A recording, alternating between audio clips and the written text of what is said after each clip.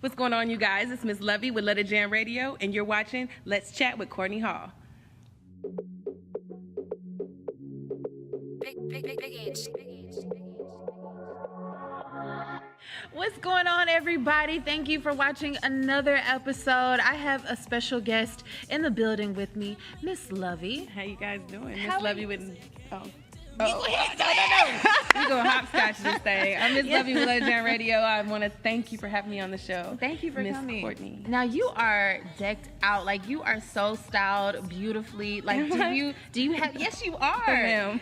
I mean, do you have a stylist? Did you put that together yourself? I put this together myself. Wow. I just was like, oh, it got cold now. Let me. Yeah. You know. So I'm just like looking at you. So don't be like, oh my God, why is she looking upside my head? Everything is just beautiful. I appreciate that. Oh my gosh. You look wonderful as well. Don't let her fool y'all.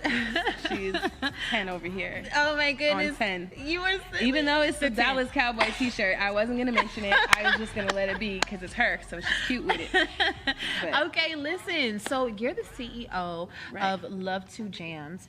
So talk about that. How did you even start that? I started Let's Jam Radio about 2015. You know what I'm saying? I was really into independent music. I'm a veteran. So like when I got out the military, I was like, I can't really work for anybody. Yeah. And my passion was always music. So I just kind of rocked with it. I was like, well, you know what? I went into that path. And after experiencing like different radio stations and, you know, getting my feet wet, I branched off on my own because there were things that I wanted to implement in my movement, and got it cracking. Yes. So you worked, well, you didn't work for other radio stations, but you did go to other I worked with other radio stations. Okay. I was originally, I started at one radio station, and then I don't know, I just kind of like, after I learned a little bit of the ropes, I wanted to do my own thing. I don't know. The military did that to me. I'm a creator, innovator. Yes. You feel me? Get all philosophical. Right. It's real deep. Like, so was it one particular like situation that made you said, you know what, I need to do this myself, and this is the right time to do it? It was more like, as I was learning, you know, I really dive into things, and I started thinking like, you know, I really don't like particular parts of the program that they're running. I didn't like the way things were going down. I didn't like the way the artists were being treated, and then those things started to outweigh, you know, to where it was so far away from the goals that I set that I knew I could no longer be a part of that. I had to branch off and do my thing my way and set a whole nother standard. Okay. You know what I'm saying? So your radio station is actually an online radio station. Well, we prefer the term worldwide. Worldwide. Ooh, worldwide. Yes. So Definitely. what are the pros and cons of it being worldwide? Well, with it being worldwide, I can broadcast to anywhere in the whole world. There's artists that I get music from all over the world. So we also get to taste other people's culture and their music and their version of hip hop, or how they imitate us as Americans. And it's really awesome. Like, I love seeing like other people's take on, you know, what we do in our culture over here. It's really awesome. So even in the UK, and oddly enough, especially Houston as a music culture has a very strong presence in other countries. So just being here, you know, it not only attracts people here, but it also attracts the people from other countries. Whereas FM, you're really confined to this particular FM radio wave. That's it. It doesn't go beyond, you know what I'm saying? So that's kind of like the major pro and cons. And the cursing also. It's a little more free for the artist to be the artist and speak how they want to speak rather than bleeps and blurps. Now, speaking about cussing, do you believe in just like, excuse me, every other word being a cuss word? I mean, what is your thoughts with profanity in music? I feel like, because honestly, let me just say this. Honestly, I feel like it's okay if you use profanity if it makes sense. But there's some artists that, I mean, it's kind of like, I mean, do you not know what to say? I mean, you know what I mean? But what do you think about it? What do you think? I like I told you, I'm a veteran, so I was in the Navy, and being a sailor even comes with a stigma of cursing. So it's like it was a culture that I was exposed to, and I really feel that it doesn't take away from you as your level of intelligence. I believe there even have been studies that say that people that tend to curse are usually a lot more intelligent, and it's not a lack of vocabulary. I have a very extensive vernacular. However, there is nothing like a well-placed F-bomb. Right. You know what I'm saying? To get my point across. Like, right. It's about the artist in you, or how you express yourself, or how you communicate. A lot of people take it to extremes because of their exposure to it and how they look at it. I just look at it as this is the person expressing themselves, and these are the words that they're using. Right. Just to go a little deeper, anything could be a curse word. It doesn't have to be the ones that we decided were curse words with the intent behind it. So if you say something with a cursing intent behind it, it doesn't really matter if it starts with an F or whatever. You know what I mean? A word. That is a word. Yes. I like that. I like that. So, tell me, were you a rapper before you did all of this? I did some music. You know, I love music. I write music. Now I'm more on the opposite side of branding and showing independent artists how to brand themselves and make money as independent artists. And the so do you not feel like that's something that you want to pursue? Because I'm just, I run into, a lot of artists. I've worked for a lot of artists as a background dancer. You have it. You have like the look, you have the personality. So, I mean, is that something that you're just like, okay, you know what? I'll come back to that, or I just don't want to do that altogether? Well, originally, Miss Lovie is a businesswoman. You feel what I'm saying?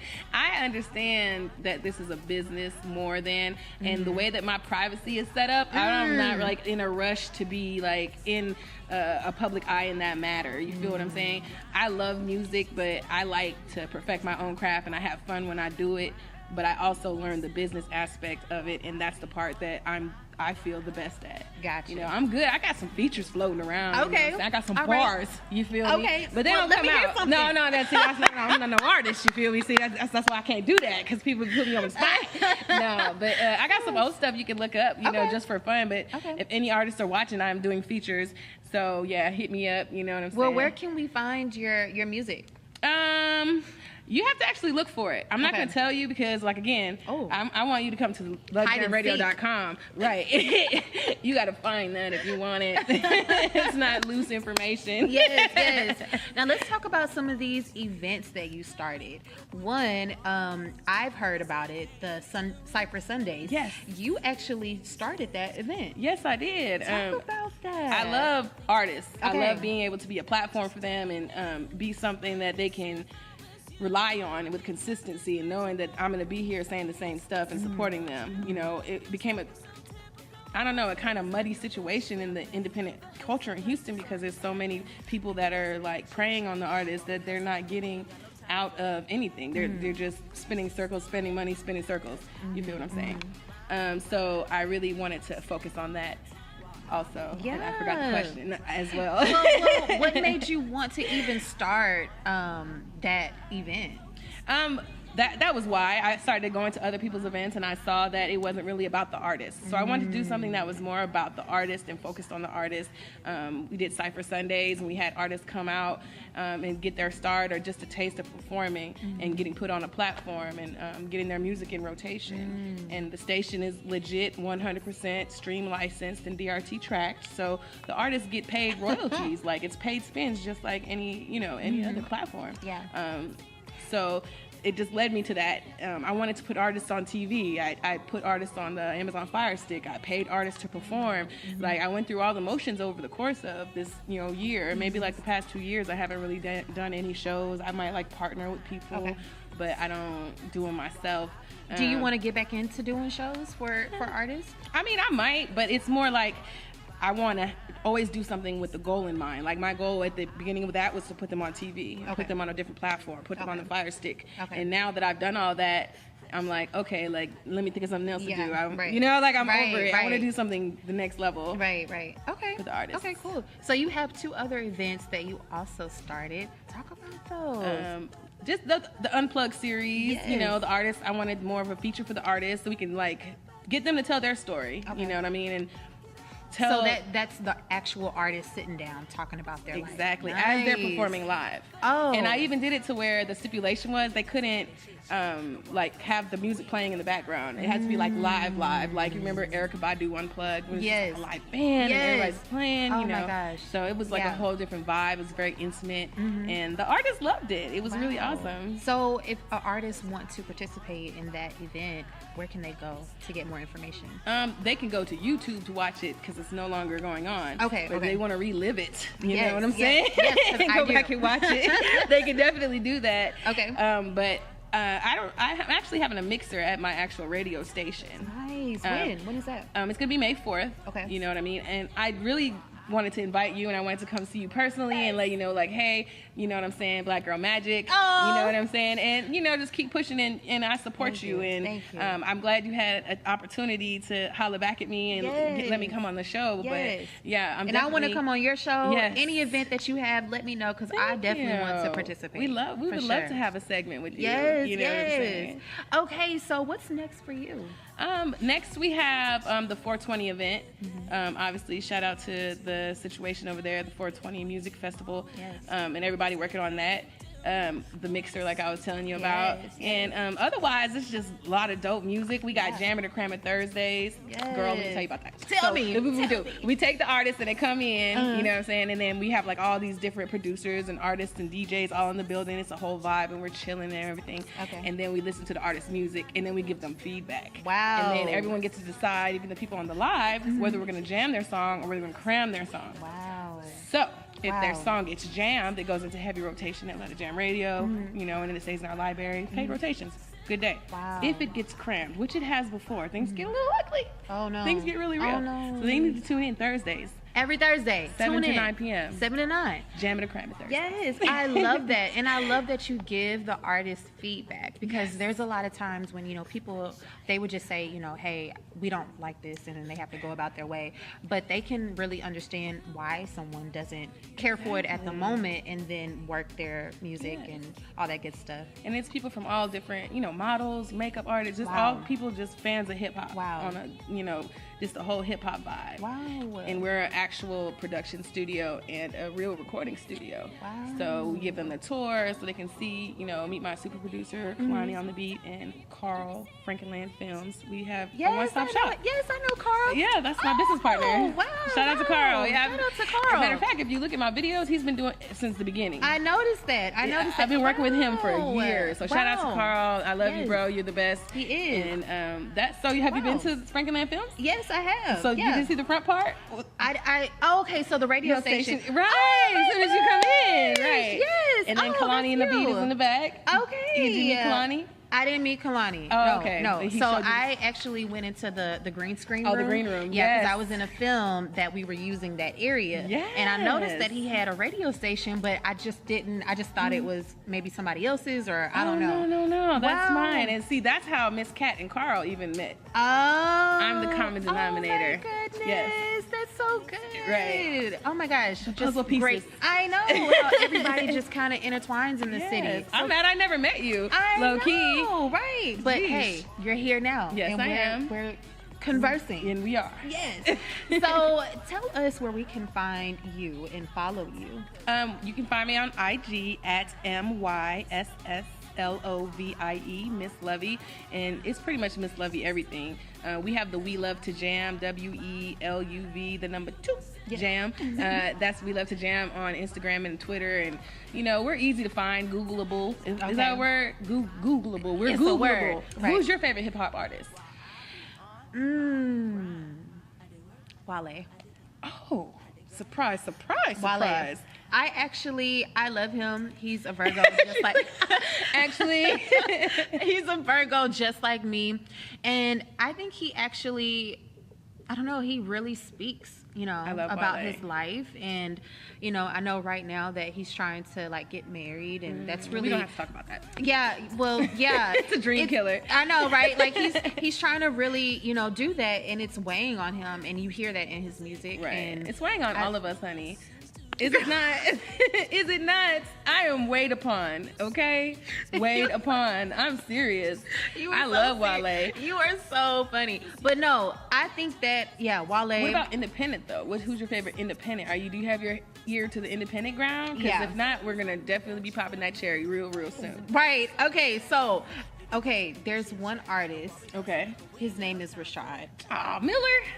No, Rashad Miller? No, he's young. Young like what? Like 20. Oh. But he's so good. He reminds me of J. Cole, but he's like amazing. Really? Yeah. Well, definitely tell him to hook us, send some music. Yeah. Yes. Yeah, I think he just moved to Austin, but you definitely need to talk to him for See sure. how the worldwide thing comes in play? You see? You see that? There we go. So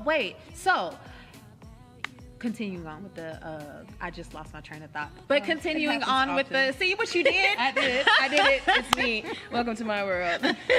No, but what would you tell your younger self? If you had to say anything, what would you tell your younger self?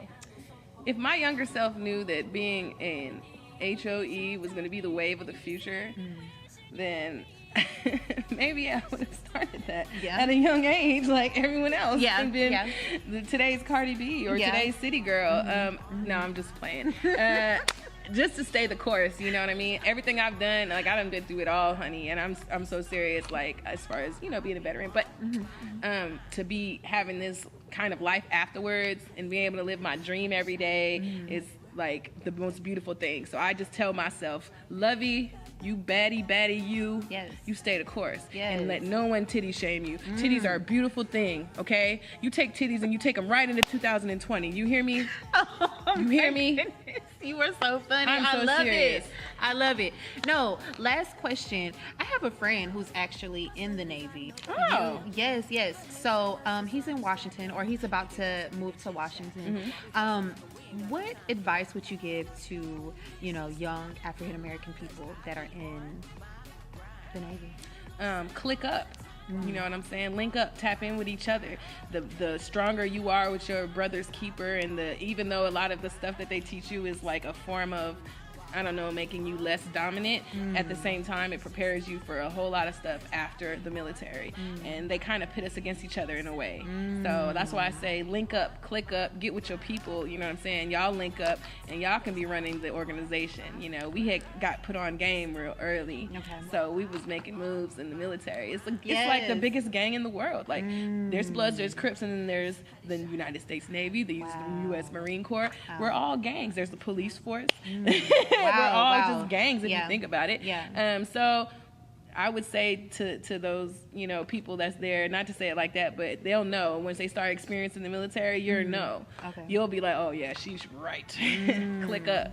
Let all that ego and stuff aside. Click up with your brother, man. Click up with your sisters. And that's even like in our community. Click up with each other and not be against each other, right? It's true. Yeah. So tell us again where we can find you. You can find me at Myss Lovie. You can go to www.love2jamradio.com and you can tune in, you can submit music, and you can reach out to me. I'm here. I'm out here in these streets. You feel me? She's out there. With the pass. Stay with the pass. I be trying to get little discounts and biscuits, all kinds of stuff. Come on. Girl, they be trying to charge you for the biscuits. Back in the day, you could be able to go someplace like Cheddar's or Olive Garden, and you could post up, get a drink, get some biscuits, breadsticks, salad, and chill. Now it's like, are you getting anything else? Are you getting anything else? Like, can you chill out? Can I enjoy my breakfast? Relax. That's the world we living in, though. I know. It's crazy. Everybody's generation. Hurry up with the breadsticks. Well, thank you so much for coming out, and we definitely have to connect, like, further on down the line. Let me know what you're doing. I'm definitely gonna come through. Come back whenever you have an event going on, so we can talk about it. Even if you just want to talk, come chat with me. I want you to come chat with us. I will. I'm trying to get her on the team, y'all. I don't know yet, but I'm trying to put one of these on her chest. You know what I'm saying? Well, let's do it. I'm with it, but I'm all about building, though, and like moving forward with people that want to move forward. Yes. Well, thank you so much. Thank you so much. I appreciate it. Thank you. It was awesome meeting you. It was awesome. She's bad in real life too, guys. 10. You are silly. Well, thank y'all for watching another great episode of Let's Chat with Courtney. I'll see you in the next episode.